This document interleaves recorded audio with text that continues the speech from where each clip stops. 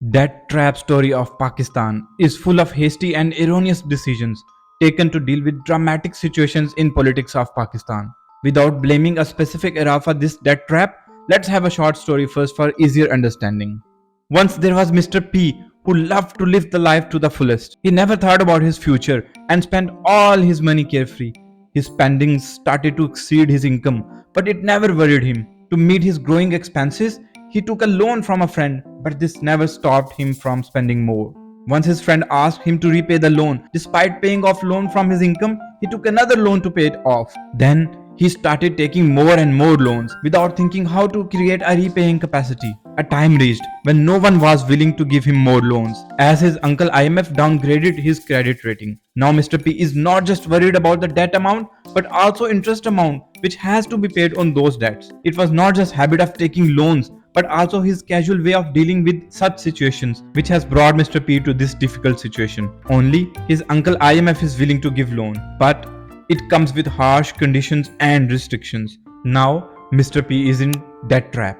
Mr. P is Pakistan. Its debt has reached nearly 71% of GDP, where external debt stands at $130 billion, while internal loans are 31 trillion rupees. Let's know the causes of this debt trap. First is huge and unproductive domestic spendings. Most of the spendings in Pakistan is due to unreal promises to public for political gains. To meet these increased spendings, debts are taken. Second is no expansion in national income. Here situation is worse at both micro and macro levels. Pakistan's exports were of $32 billion against imports of $72 billion in financial year 2022. Then at micro level, tax collection is also not so good. As per FBI report, out of 7.2 million filers, only 2.5 million filed their tax returns. This is way too short for a country of 220 million people. When we are unable to expand our income, it is impossible to pay off loans from our own resources. Then, unchecked deficits. Both the persistent current account deficit and fiscal deficit have been haunting Pakistan's economy since long. Current account deficit for the financial year 2022 was $17.4 billion. Means Pakistan had negative flow of $17.4 billion.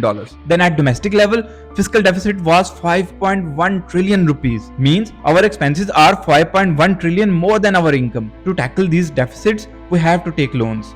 Now last, once these loans have become enormous, to pay off these loans, Pakistan needs more loans or a rollover program for previous loans. As per report of United States Institution of Peace, from April 2023 to June 2026, Pakistan needs to repay $77.5 billion in external debt. For a $350 billion economy, it is hefty burden. This debt burden has grave consequences. First and foremost impact of debt burden is budget cuts and less public spendings. In extreme conditions, government has to reduce spending on health, education and on standard of living of public, because most of the income is eaten by debt servicing. Almost 56% of our tax collection goes into debt servicing. Then the debt burden devalues the local currency. As a result, prices increase and economy faces quick inflation. Pakistani currency lost almost 60% value in just 1 year, and due to it, inflation rate is above 30% in our country, while international reports claim it to be even more than 60%. When inflation increases,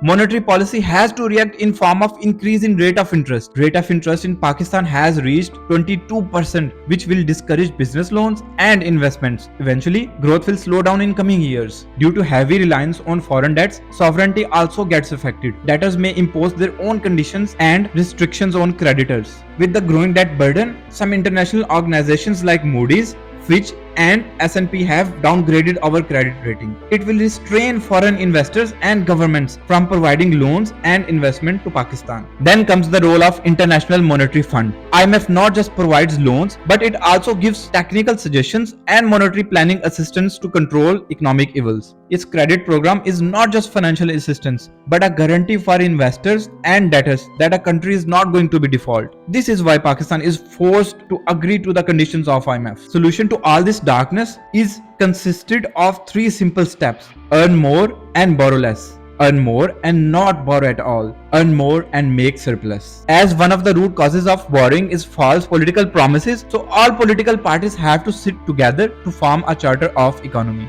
Then Pakistan needs to improve its agriculture and industry for self-sufficiency and less import of related goods. Separate videos on both subjects are available on this channel. Pakistan needs to enhance its income both from external and internal resources. Watch my previous videos for detailed view of it. Pakistan's debt journey is about as old as its birth, so it may not get right overnight. It may take more than a decade, but that also only if we start working on it now. Thank you for watching.